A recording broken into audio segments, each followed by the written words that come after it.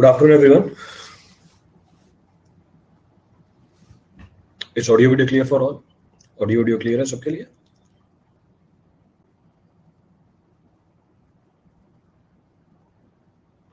Clear है. So the last class we were talking about क्या चल रहा है concrete की ना? We were talking about concrete. Concrete में हम बात कर रहे थे manufacturing of concrete की. Manufacturing हमने complete कर ली थी. Manufacturing we have completed. So now we'll be entering into the properties of concrete. अब हम enter कर जाएंगे concrete के properties के अंदर. इनफैक्ट प्रॉपर्टीज भी आपको बताई हुई है, कोई नई चीज नहीं है प्रॉपर्टी. किन किन प्रॉपर्टीज की बात करी थी हमने? We have talked about workability, we have talked about strength. Workability और स्ट्रेंथ को हमने एनालाइज कर रखा था. तो वर्केबिलिटी का मतलब क्या होता है? Workability means ease with which we can work with the concrete. कितनी आसानी से हम कंक्रीट के साथ काम कर सकते हैं, इसको हम क्या बोल देते हैं? वर्केबिलिटी बोल देते हैं. नेक्स्ट हमें यह भी पता है कि कौन कौन से फैक्टर वर्केबिलिटी के ऊपर डिपेंडेंट होते हैं. We have also discuss that there are several factors which controls the workability of the concrete. तो ये बात भी हमने कर रखी है. उन्हीं फैक्टर्स को मैं दोबारा बता दूंगा. एक दो फैक्टर अलग है, उनको मेंशन कर देंगे. That will be mentioning. बाकी सारे फैक्टर्स तो आपको नोन ही है. Rest all the factors are already known to you, तो उसमें कोई नई चीज नहीं है. मेन पॉइंट ऑफ डिस्कशन क्या होगा आज का? मेन पॉइंट ऑफ डिस्कशन ये होगा कि भैया वर्कबिलिटी मेजर कैसे करते हैं. So main point of discussion will be how to measure the workability of the concrete. उसकी बात करेंगे हम. That will be talking about. चलते हैं आगे. So we'll be talking about properties of the concrete.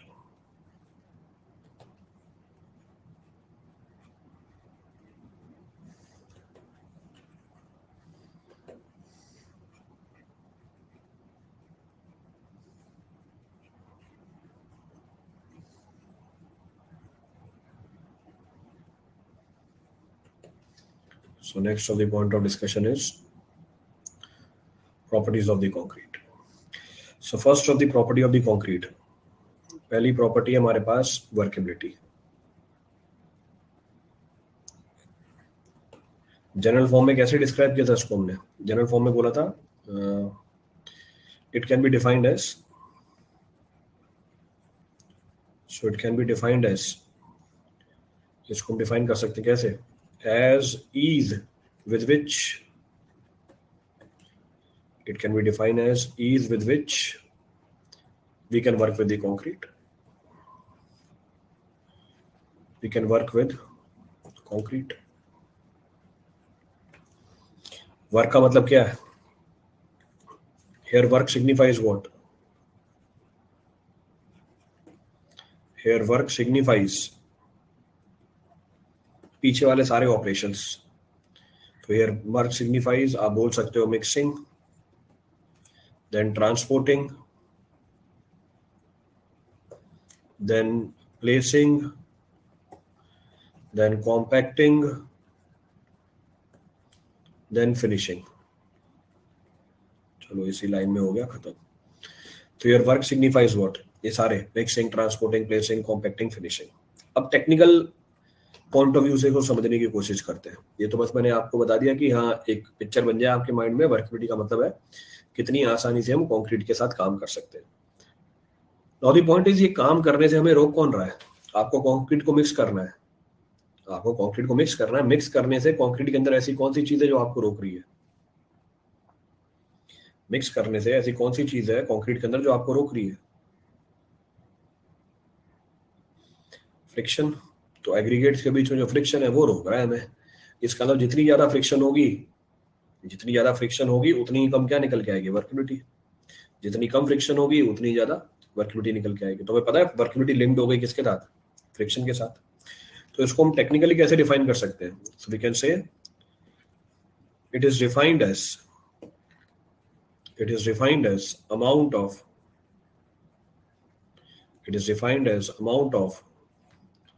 useful internal work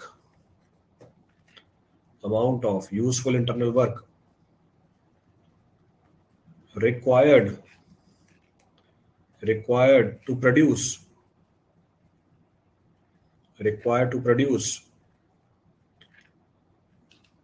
fully compacted concrete.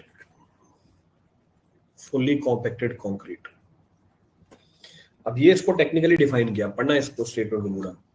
It is defined as amount of useful internal work required to produce fully compacted concrete. कितना काम करना पड़ेगा fully compacted concrete को achieve करने के लिए। और the point is, जब हम कॉम्पैक्शन कर रहे हैं, सेम कहानी, कॉम्पैक्शन करने से कौन रोक रहा है हमें? है इसमें कॉम्पैक्शन? कॉम्पैक्शन करने से हमें कौन रोक रहा है भैया? फ्रिक्शन ही रोक रहा है। तो अगर फ्रिक्शन ज्यादा है, तो आपको ज्यादा काम करना पड़ेगा फुल्ली कॉम्पैक्टेड कंक्रीट अचीव करने के लिए, कम काम करना पड़ेगा? अगर पार्टिकल्स के बीच में फ्रिक्शन ज्यादा है तो हमें काम ज्यादा करना पड़ेगा अगेंस्ट फ्रिक्शन, या कम काम करना पड़ेगा? ऑब्वियसली ज्यादा काम करना पड़ेगा टू ओवरकम द फ्रिक्शन। तो अगर आपको ज्यादा काम करना पड़ रहा है, इसका मतलब वर्केबिलिटी क्या है? अगर आपको ज्यादा काम करना पड़ रहा है, इसका मतलब वर्केबिलिटी क्या है? कम। It means workability is less. Clear है? नेक्स्ट पॉइंट ऑफ रेफरेंस, ये वर्केबिलिटी कंसिस्टेंसी नहीं होती है। तो वर्केबिलिटी अलग चीज है, कंसिस्टेंसी अलग चीज है। Consistency indicates the fluidity of the concrete. Consistency बस आपको ये बताएगा कंक्रीट कितनी आसानी से फ्लो कर सकता है। तो अगर फ्लूइडिटी ज्यादा है मतलब वो ज्यादा कंसिस्टेंट है, पर जरूरी नहीं है वो वर्केबल हो। तो फ्लो कर रहा है पर आप काम नहीं कर पा रहे उसके साथ, you are not able to work with that, क्योंकि फ्रिक्शन ज्यादा है पार्टिकल्स के बीच में। तो वो नेक्स्ट पॉइंट मेंशन कर देता हूं। So will say it is different from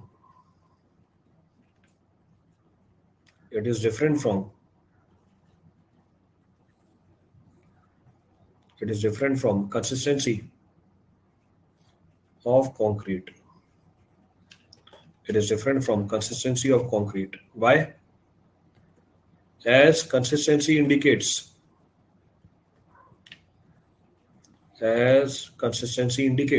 क्या इंडिकेट करता है?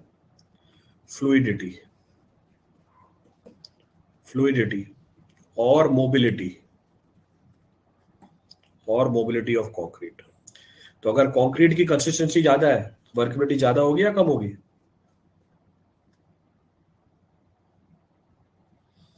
कंक्रीट की अगर कंसिस्टेंसी ज्यादा है तो वर्केबिलिटी ज्यादा होगी या कम होगी?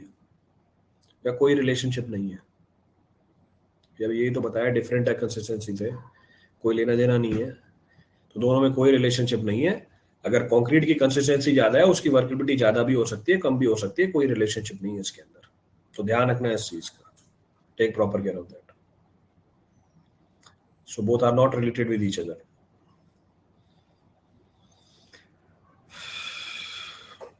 कोई भी पॉइंट रीड करना उसमें से?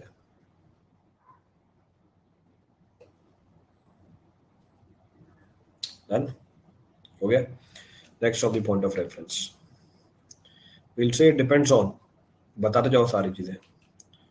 It depends on following factors. अब जो फैक्टर मैंने आपको पहले बता दिया वो उसको एक्सप्लेन नहीं करूंगा वापस, मैं बस मेंशन जरूर कर दूंगा आपको रिकॉल कराने के लिए कि हाँ ये चीजें हमने पीछे कर रखी है। So it depends upon following factors. Add slide.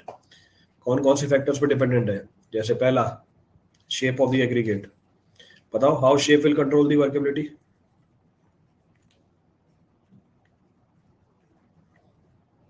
तो shape of the aggregate, how shape will control the workability? तो हम बोलेंगे round shape aggregate will lead to the formation of highly workable concrete. अगर राउंडेड एग्रीगेट होंगे तो workability क्या मिलेगी? आपको ज्यादा मिलेगी। पर अगर एंगुलर हुए, फ्लेकी हुए, एलोंगेटेड हुए तो वर्केबिलिटी क्या मिलेगी? कम मिलेगी। रीजन बताया मैं, तो दोबारा से रिपीट करने की जरूरत नहीं, no need to repeat it again. Next of the point of reference, next is surface texture of aggregate. ये भी डिस्कस किया हुआ है। तो हम बोलेंगे smooth textured aggregate will give you more workability, क्योंकि कम एरिया लुब्रिकेट करना है इसके अंदर। तो ये भी हमने डिस्कस किया हुआ है। Next, size of the aggregate. तो बोलेंगे coarse aggregate will lead to the formation of more workable concrete. अगर साइज बड़ा हुआ तो वर्केबिलिटी क्या मिलेगी? आपको ज्यादा मिलेगी। साइज छोटा हुआ तो वर्केबिलिटी कम मिलेगी, क्योंकि एरिया ज्यादा होगा उस केस के अंदर। Next, grading of the aggregate. So grading of the aggregate. Well graded aggregate will lead to the formation of more workable concrete. Why? इसका रीजन अलग है। More is the availability of free cement paste in order to carry out the lubrication. Well graded aggregate के अंदर free cement paste की quantity ज्यादा होती है lubrication करने के लिए, इसलिए वर्केबिलिटी क्या निकल के आती है? ज्यादा निकल के आती है। क्लियर है पूरी कहानी? तो यहां तक तो हमने डिस्कस किया हुआ है। एक और फैक्टर भी आपको पता है, ABCDE। अगला फैक्टर है यूज ऑफ एडमिक्सचर। कौन कौन से एडमिक्सचर वर्केबिलिटी बढ़ा देते हैं? प्लास्टिसाइजर है, सुपर प्लास्टिसाइजर है और एयर इंटरनिंग एडमिक्सचर है। इनके बारे में भी जानकारी है, we know about them. Plasticizer, super plasticizer and air entraining admixture. Plasticizer, super plasticizer का मैकेनिज्म एक तरीके का, एयर इंटरनिंग एडमिक्सचर का मैकेनिज्म दूसरे तरीके का। So this is also known to us. ये जानकारी भी हमारे पास, ABCDEF। नेक्स्ट है मिक्स प्रोपोर्शन। ये नया पैरामीटर है, इसको हम देख लेंगे। मिक्स प्रोपोर्शन का मतलब क्या है? मिक्स प्रोपोर्शन का मतलब है एग्रीगेट सीमेंट रेशियो। सो एग्रीगेट सीमेंट की रेशियो, इसको बोलते हैं mix proportion. Now how this factor will control the workability, खुद बता दोगे आप। Let suppose aggregate cement ratio ज्यादा है, यानी एग्रीगेट ज्यादा है, सीमेंट कम है। एग्रीगेट ज्यादा, comment upon surface area. Aggregate ज्यादा, कमेंट अपॉन सरफेस एरिया कम। भैया कैसे, मतलब एग्रीगेट ज्यादा है, सरफेस एरिया कम हो गया? ये दूसरी आई जो थी रफ। अरे एग्रीगेट ज्यादा है, सरफेस एरिया ज्यादा है या कम है, बस ये पूछ रहा हूँ मैं। मेरे कंक्रीट के अंदर मैंने ज्यादा एग्रीगेट यूज किए, तो भैया सरफेस एरिया ज्यादा लुब्रिकेट करना है। कौन करता है लुब्रिकेशन? इस सीमेंट और पानी की पेस्ट लुब्रिकेशन करती है। तो एग्रीगेट सीमेंट रेशियो ज्यादा, मतलब एग्रीगेट ज्यादा है और सीमेंट कम है। अगर सीमेंट कम है, सीमेंट की पेस्ट कम बनेगी, लुब्रिकेशन कम होगा। तो ज्यादा एरिया पे कम पेस्ट अवेलेबल है लुब्रिकेशन करने की। एरिया ज्यादा लुब्रिकेट कर रहे हैं पर पेस्ट कम है, वर्केबिलिटी कम निकल के आएगी। तो इसका मतलब क्या हुआ? इनवर्स रिलेशनशिप है। There is inverse relationship. Clear है? ये लिख देते हैं। So we'll say higher is the aggregate cement ratio. Higher is the aggregate cement ratio. Lesser is the cement paste available. Lesser is the cement paste available. Cement paste available for lubrication of more area. Hence what? Lesser is the workability. तो मेरे ख्याल से कोई दिक्कत नहीं है इस point के अंदर, हम आसानी से समझ सकते हैं इस पॉइंट को। तो वर्केबिलिटी क्या निकल के आएगी आपकी? कम निकल के आएगी। So workability will come out to be less.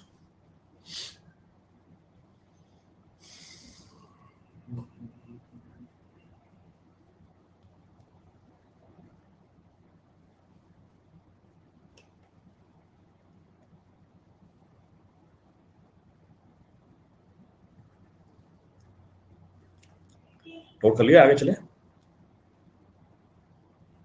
Repeat करना है कोई पॉइंट इसमें से? नेक्स्ट क्या था? ABCDEFG। Next of the factor is water content. फिर से खुद ही बता दोगे अगर थोड़ा सा सोचोगे तो। अगर मैं वाटर कंटेंट को बढ़ाऊं, वर्केबिलिटी पे क्या फर्क पड़ेगा? Comment upon the surface area of the aggregate. अगर मैं वाटर कंटेंट बढ़ाऊं, comment upon the area of the aggregate to be lubricated, increase कर जाएंगे। सो comment upon the area of the aggregate to be lubricated ज्यादा। मतलब मेरे को ये बात समझ में नहीं आई कि मतलब आप पानी बढ़ा रहे हो और जिस एग्रीगेट के एरिया को लुब्रिकेट करना है वो बढ़ जाएगा। बहुत बढ़िया। मतलब कैसे, मतलब ये बात समझ में नहीं आ रही मुझे। तो अब कंक्रीट में मैं ज्यादा पानी डालूंगा, इसका मतलब जो एग्रीगेट का एरिया लुब्रिकेट करना है वो बढ़ जाएगा।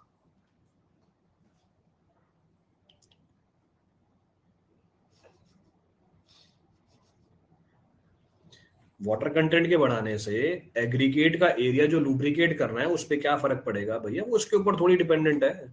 आप पानी अलग से डाल रहे हो, एग्रीगेट अलग है, एग्रीगेट उतने ही रखे हुए हैं। पानी बढ़ाने से वो एरिया चेंज हो जाएगा क्या? या कोई फर्क नहीं पड़ेगा, कोई लेना देना ही नहीं है दोनों का। सेकंड पॉइंट ऑफ रेफरेंस, तो एरिया तो उतना ही लुब्रिकेट करना है, उसमें तो कोई चेंज नहीं आया। That is fixed. पर वाटर कंटेंट के बढ़ने से वाटर सीमेंट की पेस्ट जो लुब्रिकेशन करती है उसमें क्या चेंज आएगा? वाटर कंटेंट के बढ़ने से वाटर सीमेंट की जो पेस्ट लुब्रिकेशन करती है उसमें क्या फर्क पड़ेगा? बढ़ जाएगी। वाटर कंटेंट के बढ़ने से वाटर सीमेंट की जो पेस्ट है उसमें क्या फर्क पड़ेगा? ये वर्केबिलिटी तक तो पहुंचे नहीं, अभी तक पहुंच नहीं पाओगे। आपके पेस्ट की कंसिस्टेंसी कम हो जाएगी, पेस्ट और थिन हो जाएगी, जो बोल रहे हैं थिन हो जाएगा, डाइल्यूट हो जाएगा। तो क्या वो लुब्रिकेशन कर पाएगी क्या एग्रीगेट की? तो कॉमन सेंस की बात है, मतलब मेरे को नहीं लगता कि सिविल इंजीनियरिंग से आसान कोई इंजीनियरिंग हो। मैंने सीमेंट उतना ही रखा, पानी बढ़ाता जा रहा हूँ, बस ये पूछ रहा हूँ भैया क्या फर्क पड़ेगा? भैया ज्यादा डाइल्यूट होती चली जाएगी तो क्या वो लुब्रिकेशन कर पाएगी क्या? लुब्रिकेशन तो पानी और सीमेंट मिलके करते हैं ना, अकेला पानी थोड़ी कर रहा होता है। इसका मतलब क्या हुआ भैया? कोई फर्क नहीं पड़ेगा। There will be no change on the workability of the concrete. तो अगर मैं वाटर कंटेंट बढ़ाता जाऊं कोई फर्क नहीं पड़ेगा वर्केबिलिटी के ऊपर, उतनी की उतनी रहेगी। हाँ ये जरूर है, कंक्रीट की फ्लूइडिटी बढ़ जाएगी, या आप बोल सकते हो कंसिस्टेंसी बढ़ जाएगी। उसका लेना देना ही नहीं है मुझे, मैं तो वो पूछ ही रहा, टॉपिक चल रहा है हमारा वर्केबिलिटी का। तो अगर मैं वाटर कंटेंट को बढ़ाऊंगा कंक्रीट की वर्केबिलिटी पे कोई फर्क नहीं पड़ेगा। हाँ फ्लूइडिटी बढ़ जाएगी, पर साथ में आप क्या कर रहे हो? मुझे फ्लूइडिटी थोड़ी ना चाहिए थी, मुझे तो काम करना है उसके साथ, काम तो मैं अभी भी नहीं कर पा रहा। तो ये क्या फायदा फ्लूइडिटी का? दूसरा उल्टा स्ट्रेंथ और घटा दोगे। वाटर कंटेंट बढ़ाओगे साथ में स्ट्रेंथ और घटा दोगे, इसका मतलब किसी काम का नहीं है ये।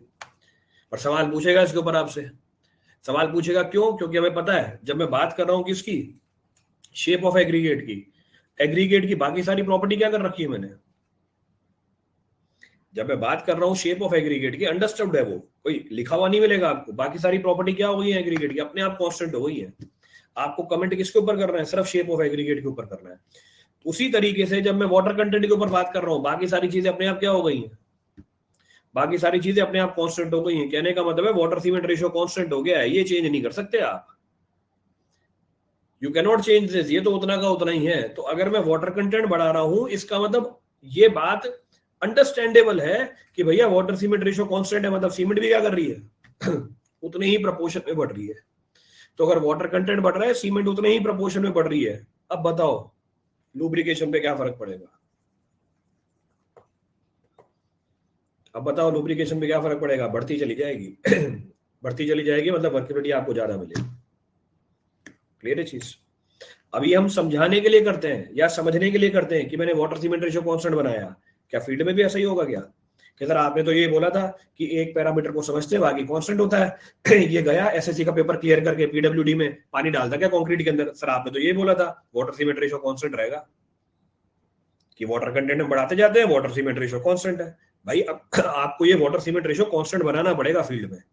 कहने का मतलब है जब फील्ड में जब आप पानी का कंटेंट बढ़ा रहे हो तो सीमेंट भी क्या करना पड़ेगा? बढ़ाना पड़ेगा। तो दो अलग अलग बातें हैं ये, these are two different aspects. अभी के लिए हम वाटर कंटेंट की बात बोल देते हैं। सो वी कैन से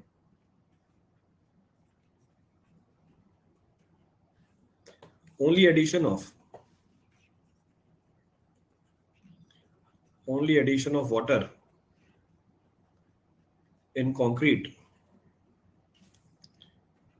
has no effect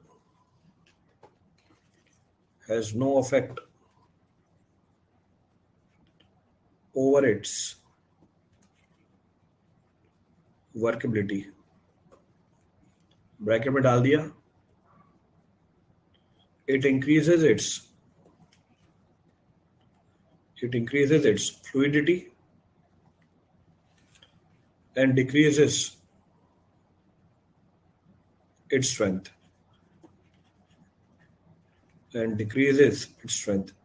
ये उसकी फ्लूइडिटी बढ़ा देता है और स्ट्रेंथ को क्या कर देता है?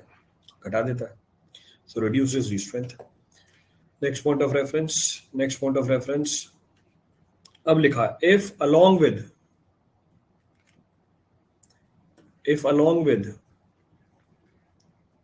increase in water content,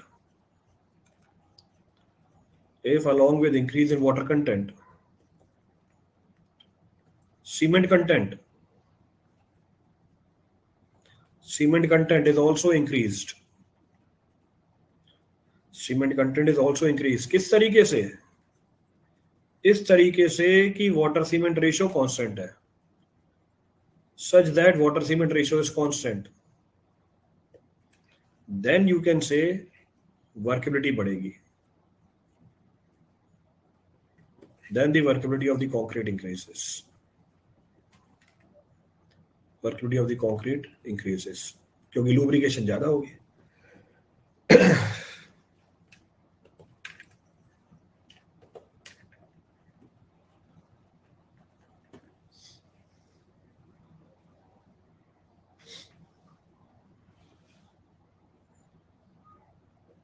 clear है पूरी कहानी?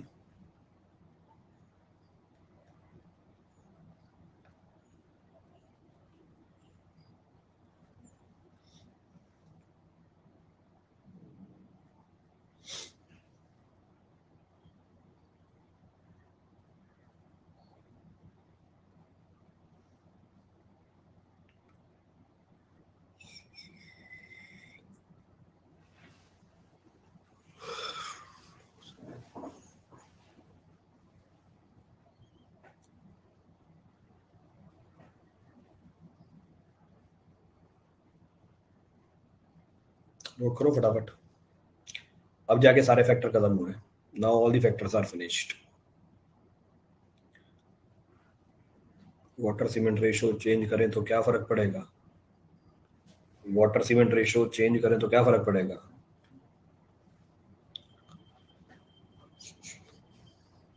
मैं अगर गाड़ी की स्पीड चेंज करूं, जल्दी पहुंच जाओगे, अपनी डेस्टिनेशन पे देर से पहुंचोगे।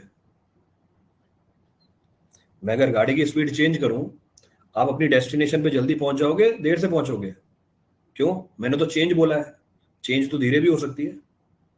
ये किसने बोला मैंने स्पीड बढ़ाई है? मैंने तो ये बोला ना, गाड़ी की स्पीड चेंज करो तो डेस्टिनेशन में जल्दी पहुंच जाओगे। मैं तो 80 किलोमीटर पर आवर से चल रहा था, मैंने 20 किलोमीटर कर दी, जल्दी कैसे पहुंच जाओगे?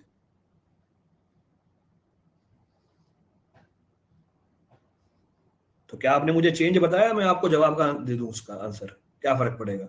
Sir water cement ratio change किया, मुझे सपना है पहले कि आपके दिमाग में चेंज क्या चल रहा है, फिर उस सपने के हिसाब से मैं आपको आंसर दूं। इसीलिए आपके सवाल को समझाने के लिए मैंने आपसे एक सवाल पूछा कि मैंने गाड़ी की स्पीड चेंज करी, जल्दी पहुंचोगे देर से पहुंचोगे? सर जल्दी पहुंचेंगे। अरे भैया चेंज ही तो बोला है, ये थोड़ी बोला है कि तेज कर दी है।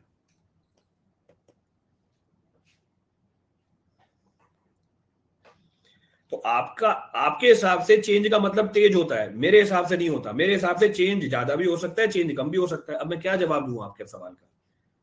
तो बिना सर पैर का सवाल पूछते हो, फिर एक्सपेक्ट करते हो कि आंसर दे दूं।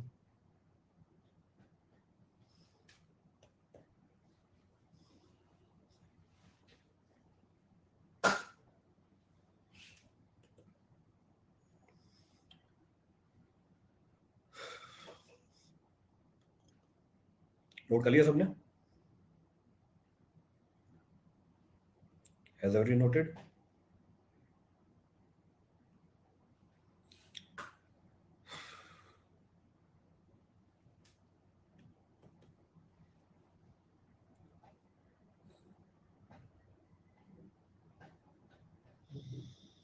तो वर्केबिलिटी के सारे फैक्टर्स कंप्लीट हो गए।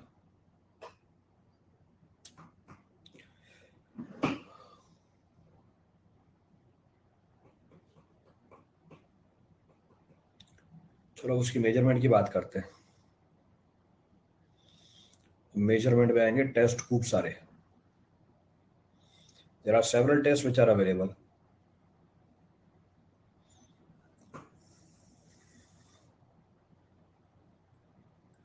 चलो एक एक करके उठाते हैं। एक जने ने और पूछा था, कोर्स एग्रीगेट में ग्रेनाइट स्टोन क्यों यूज करते हैं जबकि बेसाल्ट का कंप्रेसिव स्ट्रेंथ ज्यादा होता है? बेसाल्ट का कंप्रेसिव स्ट्रेंथ ज्यादा, जरा बताना ग्रेनाइट और बेसाल्ट की compressive strength. What the compressive strength of granite?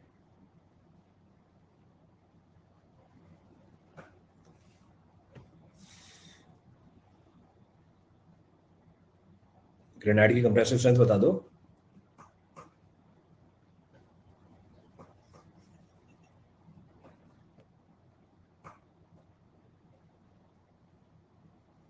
गायब अब।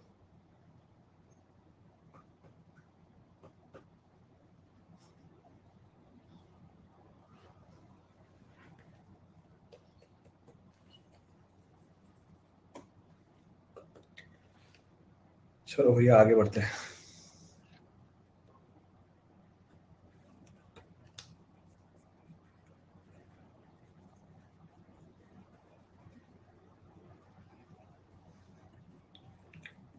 Measurement of workability.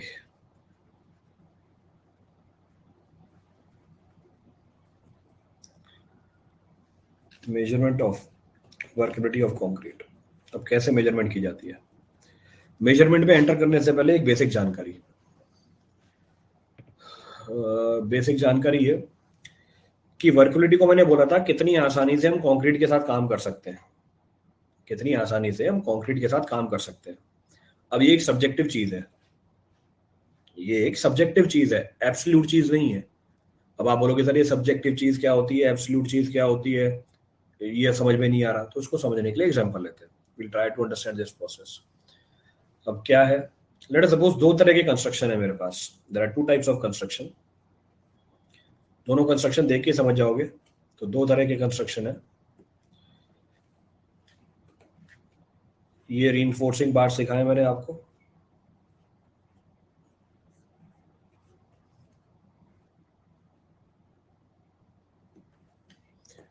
फॉर्मवर्क है, रीइंफोर्समेंट दिखा रखी है उसके अंदर मैंने आपको। फॉर्मवर्क है, रीइंफोर्समेंट दिखा रखी है मैंने उसके अंदर आपको। फॉर्मवर्क में आपने कंक्रीट भरा, जरा बताना इसमें कंक्रीट वर्केबल होगा या नहीं होगा?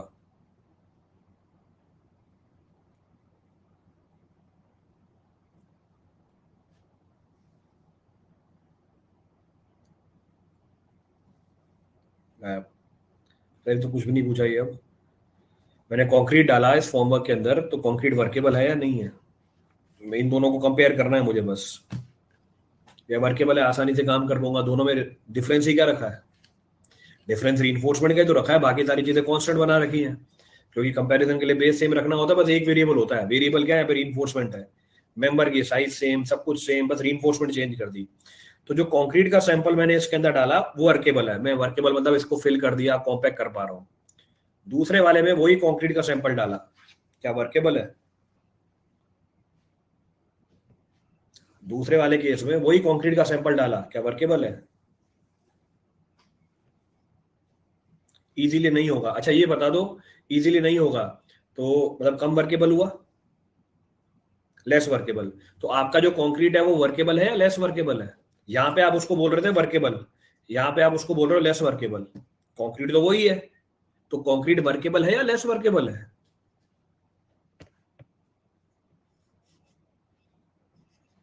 लेस है। अभी बात समझ में नहीं आई भाई, कंक्रीट तो वही है। अभी आप उसको वर्केबल बोल रहे थे, अभी आप बोल रहे हो नहीं लेस वर्केबल है। मैं चेंज कर देता हूं उसको, लो मेंबर की साइज भी छोटी कर दी। अब बता दो, अब वर्केबल है क्या? सेम वही कंक्रीट है, एग्जैक्टली सेम कंक्रीट।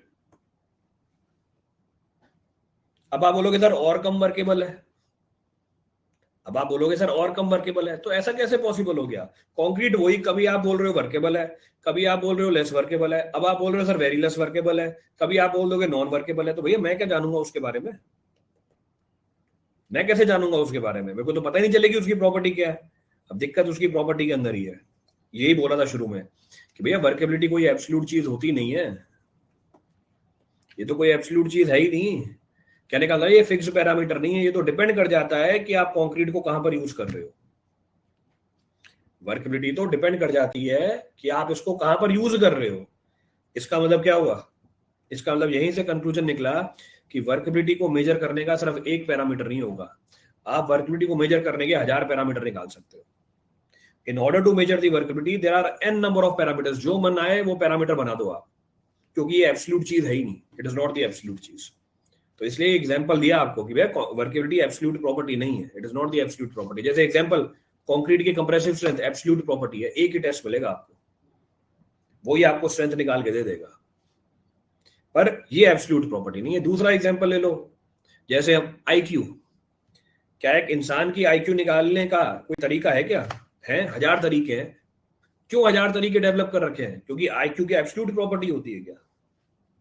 कैसे नापोगे इंसान की आईक्यू? हाँ, इंसान की हाइट नाप सकते हो, इंसान का वेट नाप सकते हो, कितने इंसान है ये नाप सकते हो, पर मैं उसकी आईक्यू कैसे नापूंगा? ये एब्सोल्यूट प्रॉपर्टी है ही नहीं। It is not the absolute property. तो इंसान की बाकी सारी प्रॉपर्टी, इंसान में कितनी हड्डियां हैं वो पता होंगी आपको, कितने लीटर खून चलता है हमारी वेन्स में वो पता चले जाएगा आपको, कितने ऑर्गन्स है वो पता चल जाएंगे। ये एब्सोल्यूट प्रॉपर्टी नहीं है, these are the absolute properties. पर आईक्यू मेजर करके बता दो।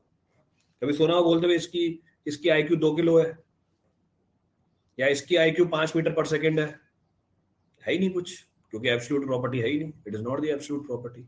अब क्योंकि वो एब्सोल्यूट प्रॉपर्टी नहीं है, फिर इंडिकेटर है हमारे पास, देयर आर सेवरल इंडिकेटर्स।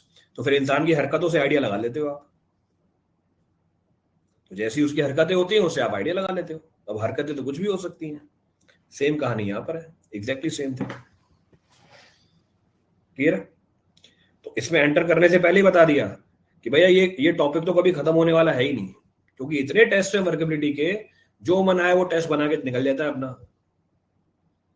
जो भी आता है एक टेस्ट बनाता है निकल लेता है, हमको पढ़ना पड़ जाता है सारे टेस्टों को बैठ के यहाँ पे। So first point of reference, first point is measurement of the workability.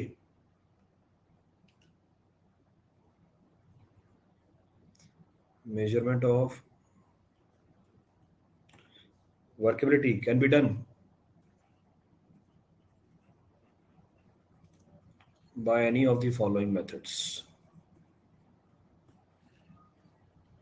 Any of the following methods. Any of the following methods. पहला test, slump test. The first of the tests available to find the workability of the concrete is termed as slump test. सबसे popular test है। It is the most popular test to find the workability of the concrete both in lab and in field. Lab और field में workability निकालने का सबसे popular test है ये।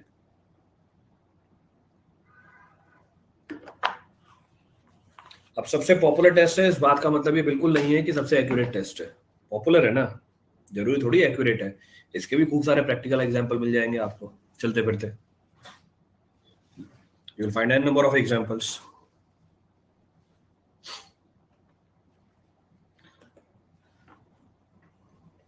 अच्छा भैया पॉपुलर क्यों है? Why it is popular? Popular है भैया, करना बहुत आसान है। It is popular test because it is easy to perform. कोई भी चलते फिरते आसानी से कर लेता है। तो इस टेस्ट को करना क्या है, बहुत ही आसान है। तो हैंडल करना बहुत आसान है, करना बहुत आसान है, इसलिए पॉपुलैरिटी क्या है इसकी, बहुत ज्यादा है। पर एक्यूरेसी कम है, but the accuracy is comparatively less. अब पता है इंसान को कम एक्यूरेट है, पर करते हैं ऐसी कोई। देखो आप भी करोगे जाके, बता दिया पहले से, सबको पता है कि भैया इतना एक्यूरेट नहीं है, पर नहीं इसी को यूज करेंगे। क्यों भैया, इंसान है ना, काम करना तो आता ही नहीं है, आलस है, जल्दी हो जाता है बस फटाफट से, तो यही करेंगे हम तो।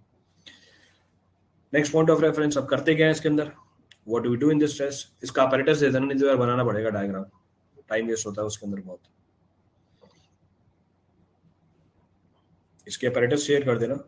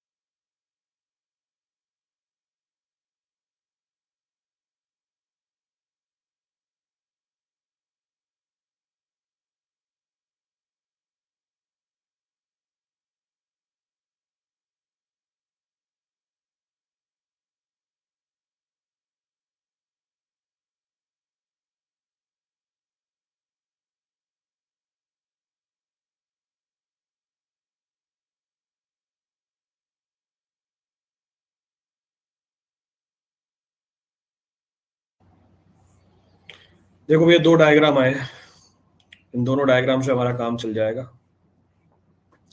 टेस्ट का प्रोसीजर भी आपको समझ में आ जाएगा, you will be able to understand the procedure of the test. तो पहला पॉइंट क्या डिस्कस किया, पहला पॉइंट डिस्कस किया, बहुत ही पॉपुलर टेस्ट है वर्किबिलिटी निकालने के लिए, क्योंकि करना बहुत आसान होता है। ये फील्ड मेथड भी है, लैब मेथड भी है, फील्ड में भी कर सकते हो, लैब में भी कर सकते हो, जहां मना है वहां करो, कोई दिक्कत नहीं है इसके अंदर। इसकी एक्यूरेसी कंपैरेटिवली कम होती है। ये टेस्ट सूटेबल होता है उस कंक्रीट के लिए जिसकी वर्किबिलिटी हाई, जिसकी वर्किबिलिटी, उस workability is comparatively very high to high range, उस रेंज में काम कर जाएगा। अगर workability high to very high range है, बिल्कुल काम नहीं करेगा। ये बिल्कुल सूट नहीं करता उस कंक्रीट के लिए जिसकी वर्किबिलिटी क्या हो, या तो बहुत ज्यादा हो या बहुत कम हो। तो it is not suitable for that concrete whose workability is either very high, whose workability is either very low. अब यही दो पॉइंट क्यों बोले हैं कि वर्किबिलिटी बहुत ज्यादा हो, वर्किबिलिटी बहुत कम हो, ये टेस्ट काम नहीं करेगा। जैसे ये टेस्ट खत्म होगा आपको ये बात समझ में आ जाएगी कि ये टेस्ट उस कंक्रीट के लिए बना ही नहीं है जिसकी वर्किबिलिटी या तो बहुत ज्यादा है या बहुत कम है। क्लियर चीज। तो ये सूट करता है किसके लिए, ये सूट करता है हाई टू मीडियम हाई वर्किबिलिटी के लिए, या आप बोल सकते हो मीडियम टू लो वर्किबिलिटी के लिए, इस तरीके से भी चला सकते हो, तो जैसा मन करे वैसे बोल सकते हैं। पर अगर हाई और वेरी हाई वर्किबिलिटी हो या लो या वेरी लो वर्किबिलिटी हो, उसके लिए काम नहीं कर जाएगा। It is not suitable to be use for that reason. मैं अभी अब बताऊंगा आगे आपको। अब इसके अपैरेटस देखते हैं, नेक्स्ट पॉइंट ऑफ डिस्कशन। इसका अपैरेटस है फ्रस्टम। तो it consist of a metallic mould in the shape of frustum. अब फ्रस्टम क्या होता है, ट्रंकेटेड कोन। फिर से अंग्रेजी में एक वर्ड बोल दिया, ट्रंकेटेड कोन। बोलोगे क्या होता है सर ये? ट्रंकेटेड कोन का मतलब है कोन को काटा हुआ है। तो इस बात को समझने के लिए पहले तो कोन बना के दिखाया आपको, ये कोन है और कोन को काट दो, लो, इसको हम बोलते हैं ट्रंकेटेड कोन। तो ये जो नीचे जो शेडेड पोर्शन है वो हमारा क्या बना, फ्रस्टम बना, इसको फ्रस्टम बोला जाता है। This is termed as frustum. अब देखो अपैरेटस यही है फ्रस्टम, मैंने बल्कि आपको 3D में बना के दिखाया या 2D में बना हुआ है। तो इसका प्लान भी सर्कुलर है, नीचे भी सर्कुलर है। तो जो ऊपर वाला डायमीटर है वो कितना है, जो ऊपर वाला डायमीटर है वो कितना है, 10 सेंटीमीटर का है, उसमें mm में लिखा हुआ है। नीचे वाला डायमीटर 20 सेंटीमीटर का है और जो हाइट है वो कितनी है, 30 सेंटीमीटर की है। So apparatus of this test consist of what, a truncated cone. Frustum के शेप में होता है, मेटालिक मोल्ड होती है। Top diameter 10 centimetre, bottom diameter 20 centimetre, height 30 centimetre. इसमें हैंडल भी लगे हुए होते हैं, लिफ्टिंग हैंडल, हैंडल भी लगे होते हैं। ऊपर से कितनी दूरी पे, हैंडल भी लगा हुआ होता है ऊपर से कितनी दूरी पे, 10 सेंटीमीटर की दूरी पे। तो ये 10 सेंटीमीटर की दूरी पे ये हैंडल लगा हुआ है। क्या करने के लिए, इसको उठाने के लिए। तो बताया था पीछे कहीं भी लेके घूम सकते हैं इसे, ये हैंडल से पकड़ेगा, घूमते फिर कहीं पे भी पूरी साइड पे, कोई दिक्कत नहीं है।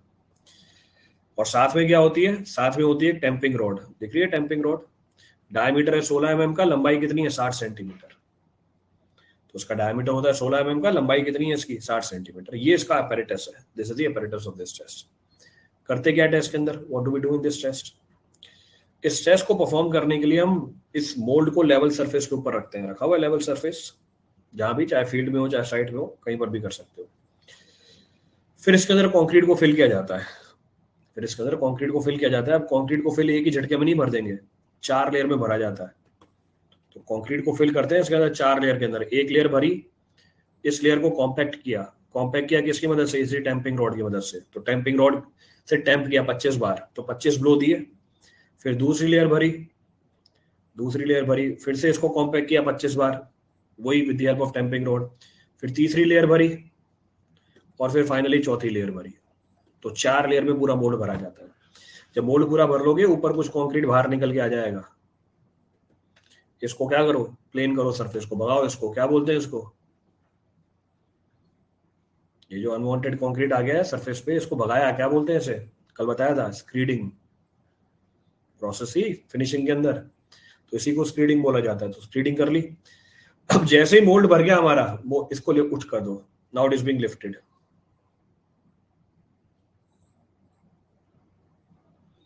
जैसे ही हमारा मोल्ड भर गया, इसको क्या कर दो, लिफ्ट कर दो, इट इज बीइंग लिफ्टेड। तो इसको लिफ्ट कर दिया, so it is being lifted. Now the point is, जैसे ही आप इसको लिफ्ट करोगे, पहले कंक्रीट को मोल्ड रोक के बैठा हुआ था, पहले कंक्रीट को मोल्ड रोक के बैठा हुआ था, पर जैसे ही आप मोल्ड को लिफ्ट कर दोगे, कंक्रीट अपने वेट की वजह से क्या कर जाएगा, सबसाइड कर जाएगा। ये दिखा रखा है सब्सिडेंस। तो कंक्रीट अपने वेट की वजह से क्या कर गया, रोटेट करके लिफ्ट करते हैं क्या सर? बेटा अगर बिना रोटेट किए आप डायरेक्टली उठा सकते हो तो उठा लो, डायरेक्टली उठा नहीं पाओगे, चिपक जाता है वो, तो पहले उसको फ्री किया जाता है, बस ये रीजन है। तो वो रोटेट भी क्यों करना पड़ा आपको, पहले इसके अंदर ऑयल लगाया जाता है, नहीं लगाओगे ऑयल तो फिर ये जुगाड़ करना पड़ता है। This is the reason. तो मेरा एम क्या है भैया, ये लिफ्ट हो जाना चाहिए। अब कई बार क्या होता है, जब इसको लिफ्ट करोगे कंक्रीट भी साथ में ऊपर उठ के आ जाती है, कंक्रीट के ऊपर उठ के आ जाती है, दोनों में बॉन्ड बन जाता है। बॉन्ड क्यों बना भैया, पहले अंदर लुब्रिकेंट लगाया नहीं है आपने, तो उसकी पहले ऑयलिंग करनी पड़ती है ताकि दोनों के बीच में कोई बॉन्ड नहीं बने, so that there is no bond between the two। जब नहीं करोगे तो फिर रोटेट करना पड़ता है। तो वो सेकेंडरी एस्पेक्ट होता है हमारा, that is our secondary aspect. तो उन चीजों की तो हम बात कर ही नहीं रहे, we are not talking about that. तो जैसे आप मोल्ड को लिफ्ट करोगे, मोल्ड की जो रेजिस्टेंस आ रही थी पहले कंक्रीट के ऊपर वो गायब। कंक्रीट अपने वेट की वजह से क्या कर जाएगा, कंक्रीट अपने वेट की वजह से सबसाइड कर जाएगा। सबसाइड कर जाएगा मतलब बैठ जाएगा नीचे। तो कंक्रीट अपने वेट की वजह से बैठ जाता है, देखो बैठा हुआ है कंक्रीट। अब जो सब्सिडेंस मिली कंक्रीट की हमें, उस सब्सिडेंस को हम बोलते हैं स्लंप वैल्यू। तो कंक्रीट जितना सबसाइड कर गया वही हमारी क्या होती है, कंक्रीट जितना सबसाइड कर गया वही हमारी क्या होती है, वही हमारी स्लंप वैल्यू होती है। That is our slump value. अब मेजर कैसे करते हो स्लंप वैल्यू को, फिर से जुगाड़ किया हुआ है। तो क्या जुगाड़ किया हुआ है, ये टैंपिंग रॉड है, इसके ऊपर मार्किंग बनी होती है 60 सेंटीमीटर की थी ना ये जो आपका मोल्ड था इसको उल्टा करके रख देते हैं, ये जो हमारा मोल्ड था इसको उल्टा करके रख देते हैं, नाप लो स्केल के ऊपर क्या रीडिंग निकल के आई है, what the reading coming out. बस खत्म कहानी। आप बिना इसके भी कर सकते हो, तो डायरेक्टली रॉड को रखो इसके सामने, देखो रीडिंग कितनी निकल के आ रही है, what the reading coming out. अब ऑब्वियस सी बात है, क्या चारों डायरेक्शन में आपको रीडिंग सेम मिलेगी, क्या नहीं मिलेगी, क्योंकि जो सब्सिडेंस हुई है वो यूनिफॉर्म सब्सिडेंस थोड़ी ना होती है। टॉप सरफेस आपको इस तरीके से मिलेगा, this is the top surface. तो फिर क्या करते हैं, 6-7 रीडिंग ले लेते हैं, उसका एवरेज निकाल लेते हैं। वो एवरेज क्या होती है, हमारी स्लंप वैल्यू होती है। तो जितनी ज्यादा सब्सिडेंस आई उतनी ही ज्यादा क्या होगी, स्लंप वैल्यू। और जितनी ज्यादा स्लंप वैल्यू हुई उसका मतलब क्या हुआ, जितनी ज्यादा स्लंप वैल्यू हुई उसका मतलब क्या हुआ, उतनी ज्यादा वर्केबिलिटी हुई, मोर इज वर्केबिलिटी। तो यहाँ पे हमने वर्केबिलिटी को रिलेट कर दिया किससे, कंक्रीट कितना सबसाइड हुआ with the subsidence of the concrete. ये देखो रियल टेस्ट आया हुआ आगे, how it is being measured.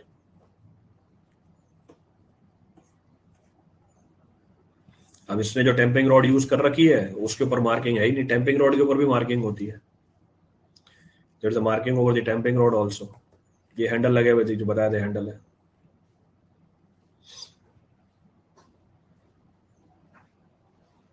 Clear है पूरी कहानी।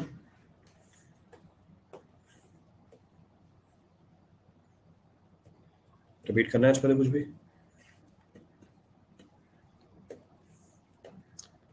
any of the point to be referred from this for anyone,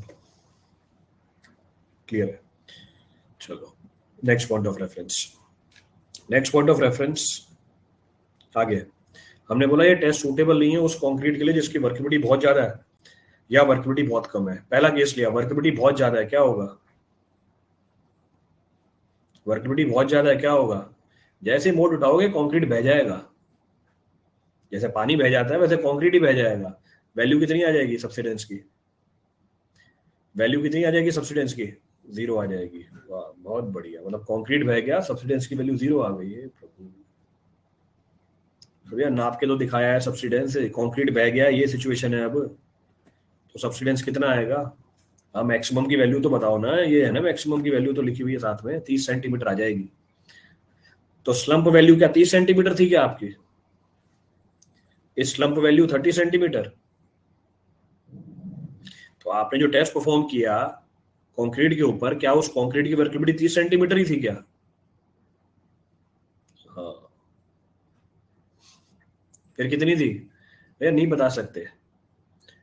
इसको ऐसे समझते हैं कि दो कंक्रीट है मेरे पास, कंक्रीट 1 कंक्रीट 2, कंक्रीट 2 ज्यादा वर्केबल है कंक्रीट 1 से, कंक्रीट 2 ज्यादा वर्केबल है कंक्रीट 1 से। इसके ऊपर स्लम्प टेस्ट किया, स्लम्प की वैल्यू 30 सेंटीमीटर, इसके ऊपर स्लम्प टेस्ट किया, इसके स्लम्प की वैल्यू 30 सेंटीमीटर। भैया वो तो आपकी मैक्सिमम वैल्यू है ना, 30 ही तो आ सकती है, इससे ज्यादा आ ही नहीं सकती। जब इससे ज्यादा आ ही नहीं सकती तो बात ही खत्म भैया। तो अब इससे ज्यादा भी तो हो सकती है वर्केबिलिटी की वैल्यू, मेरे को वैल्यू नहीं पता चलेगी, दोनों की वर्केबिलिटी सेम बता दोगे आप। क्लियर है? तो इसलिए सूट नहीं करता उस कंक्रीट के लिए जिसकी वर्केबिलिटी बहुत ज्यादा है। उल्टा कर दो केस, कंक्रीट की वर्केबिलिटी बहुत कम है, स्लंप की वैल्यू 0। अब दो सैंपल है कंक्रीट के, 2 की वर्केबिलिटी 1 से ज्यादा है, 2 की वर्केबिलिटी 1 से ज्यादा है, दोनों का स्लंप 0 आया, आप तो क्या बोल दोगे? आप तो ये बोल दोगे दोनों ही नॉन वर्केबल है। अरे आपके टेस्ट में निकल के आया ना नॉन वर्केबल, पर दोनों में से ये पता ही नहीं चलेगा मुझे किसकी वर्केबिलिटी ज्यादा है किसकी वर्केबिलिटी कम है। तो ये टेस्ट काम नहीं करता उस कंक्रीट के लिए जिसकी वर्केबिलिटी या तो बहुत ज्यादा हो या बहुत कम हो, ये काम करता है medium to high workable range में। It is suitable to be used for the concrete whose workability is in the range of medium to high. Clear है बात? तो ये भी समझ में आता है, this can also be understood. Next देखो इस कर्व को, सी दिस डायग्राम। क्या है डायग्राम? इस टेस्ट में स्लंप की वैल्यू हमें बताती है वर्केबिलिटी, इस टेस्ट में स्लंप की वैल्यू हमें बताती है वर्केबिलिटी, पर स्लंप की शेप हमें यह बताती है कि कंक्रीट में कितना कोहेजन अवेलेबल है। तो इस टेस्ट में स्लंप की वैल्यू हमें क्या बताती है? वर्केबिलिटी। पर स्लंप की शेप आपको किसकी जानकारी दे देगी? कंक्रीट कितना कोहेसिव नेचर का है, what is the cohesion in the concrete. इस बात को समझने के लिए क्या करो, देखो शेप, पहला पहला स्लंप ट्रू स्लंप, अगर आपको ये ट्रू स्लंप मिलता है, आपको दिखा रखा है फ्रस्टम और फिर सबसाइड वैल्यू भी दिखा रखी है कंक्रीट की, ट्रू स्लंप है तो स्लंप की वैल्यू तो मुझे क्या बता देगी? कंक्रीट कितना वर्केबल है, ज्यादा है या कम है। पर अगर आपको ट्रू स्लंप मिला, इसका मतलब कंक्रीट के अंदर कोहेजन बहुत ज्यादा है, cohesion is very high. Clear चीज? नेक्स्ट, आपने जैसे ही मोल्ड को उठाया कंक्रीट कोलैप्स कर गया, तो आपको स्लंप की वैल्यू तो क्या बताएगी? वर्केबिलिटी बताएगी। पर अगर ये कोलैप्स कर गया, इसका मतलब ये नॉन कोहेसिव है, कंक्रीट के अंदर कोहेजन बहुत ही कम, नेग्लिजिबल कोहेजन। अगर आपको मिलता है शेयर स्लंप, मतलब एक तरफ से बैठ जाए कंक्रीट, देखो एक तरफ से तो सब्सिडाइज कर गया, एक तरफ से सब्सिडाइज नहीं किया हुआ है, इसीलिए क्या बोला था एवरेज वैल्यू लेते हैं सब्सिडेंस की, क्योंकि आपको सारी तरफ से सेम सब्सिडेंस थोड़ी ना मिलेगी। अगर आपको शेयर स्लंप मिलता है, इसको हम क्या बोलते हैं? Intermediate cohesion. तो कंक्रीट के अंदर कोहेजन है पर कैसा है? इंटरमीडिएट है, तो इट इज इंटरमीडिएट कोहेजन। तो शेप हमें क्या बता रही है?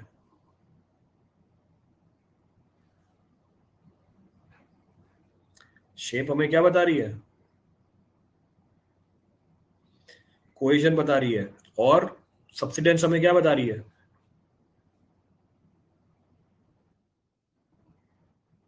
सब्सिडेंस हमें क्या बता रही है? वर्केबिलिटी बता रही है। बिल्कुल सही बात, खत्म कहानी, हो गया स्लम टेस्ट पूरा। शेयर वाले को होमोजीनियस से रिलेट कर सकते हैं, शेयर वाले को होमोजीनियस से रिलेट कर सकते हैं, हाँ बिल्कुल। यहाँ पर जो होमोजीनियस आया तब भी आपने एवरेज वैल्यू ली है, यहाँ पर भी आपने स्लम्प की एवरेज वैल्यू ली है, दोनों जगह एवरेज वैल्यू तो ले रहे हो। बाकी एक बार खुद सोच के देखो, 1 लाख बार भी टेस्ट करोगे ना, एक बार भी आपको होमोजीनियस नहीं मिलेगा सब्सिडेंस। होमोजीनियस का तो मतलब क्या होता है भैया, हर जगह आपको स्लम्प की वैल्यू सेम मिल जाए। एक बार सोच के देखना कि आपको चारों तरफ स्लम्प की वैल्यू एग्जैक्टली सेम मिल जाए, खुद बनाओगे तब भी नहीं बना पाओगे। अगर आप कोई स्ट्रक्चर बनाने बैठोगे ना, उसको भी नहीं बना पाओगे। तो होमोजेनिटी तो हाइपोथेटिकल कंसेप्ट होती है एक। जब आप यही पूछ रहे हो कि सर होमोजीनियस से कंपेयर कर सकता हूँ, होमोजीनियस नाम की तो चीज ही नहीं होती प्रैक्टिकली कुछ।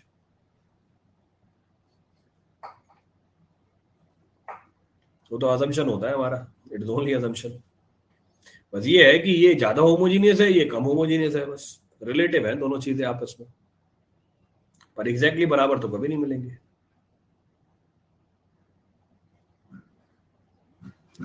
क्लियर है? तो ये हमारा पहला टेस्ट था, this was the first test available to find the workability of the concrete. अब ये सारी राम कहानी लिखनी है, इसकी लिखनी है कि पूरी कहानी लिख के बतानी है? तो देखो आ गया, हाँ।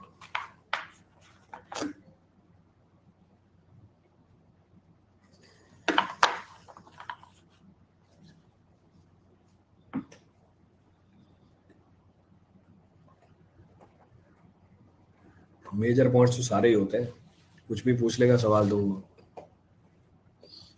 सब कुछ पूछा जाता है।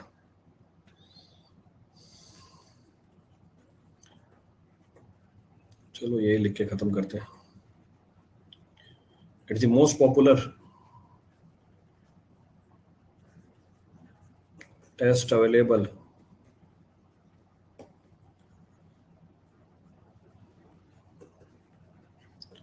to find the workability of the concrete.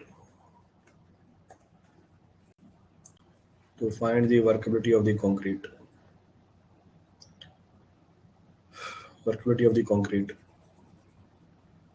Both in field and lab. Due to the ease of its performance. Ease of its performance. Ease of its performance. Pehla point. It does not include. It does not include the effect of all the factors that governs workability. That governs workability. That governs workability. Next point of reference. It is suitable for. It is suitable for. It is suitable for medium to high workable concrete.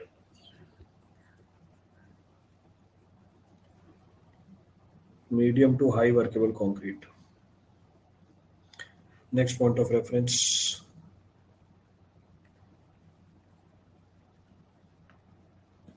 Apparatus of this test consists of what? Metallic mold. Metallic mold in the shape of rostrum. Metallic mold in the shape of rostrum with dia at top 10 centimeter, dia of bottom 20 centimeter and height 30 centimeter. And a tamping rod. And a tamping rod of dia 16 mm और लंबाई कितनी है 60 centimetre. ये तो हमारा apparatus आ गया. This is the apparatus which comes into the picture. Next करते क्या है भाई इसके अंदर.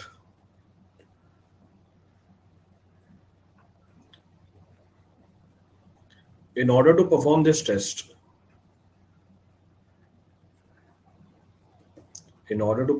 test, mold is placed over the level ground. Mold is placed over the level ground and is filled with concrete in 4 layers, wherein each layer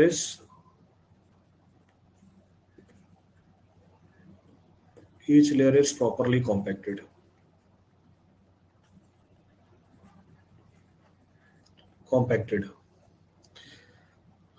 By subjecting it to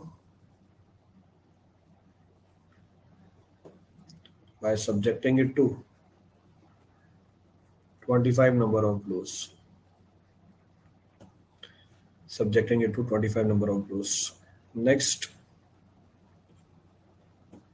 once the mold is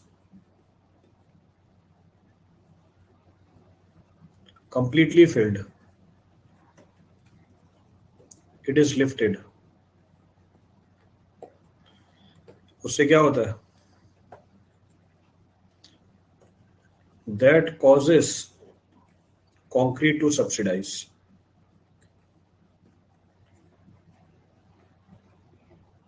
subsidize, that causes concrete to subsidize, which is termed as what, जिसको क्या नाम दिया, slump value, which is termed as slump value and is used to indicate what, workability, and is used to indicate workability. खत्म पूरा test. एक last point बताया था, here the shape of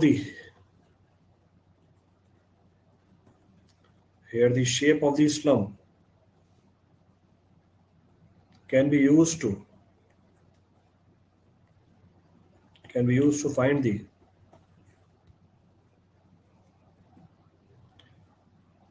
cohesiveness in concrete. खत्म कहानी. जितनी भी चीजें बोली थी वो सारी लिखवा दी है. All the points we have mentioned.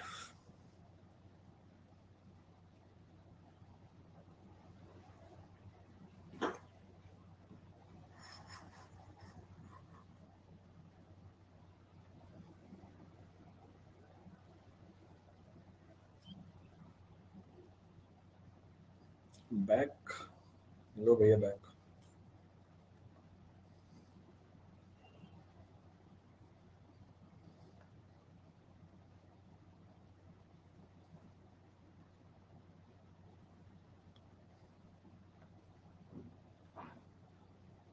Table लिखवा दीजिए, लो स्लम्प की क्या होती है और उसके आगे क्या, कौन सी टेबल,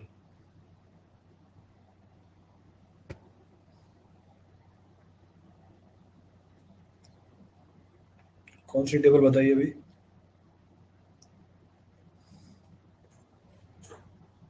लो स्लम्प टर्म मैम.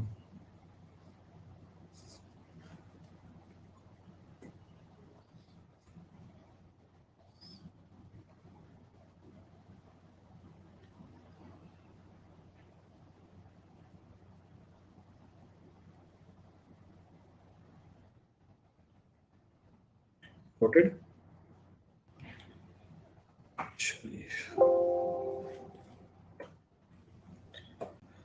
चलिए बाकी करते हैं नेक्स्ट क्लास में. आज ये सारे टेस्ट कंप्लीट हो जाएंगे. टेस्ट हो जाएगा, हाँ. स्लम्प टेस्ट आज कंप्लीट करते हैं, वर्किबिलिटी खत्म करते हैं आज. We will try to finish off workability today. चलिए, थैंक यू एवरीवन.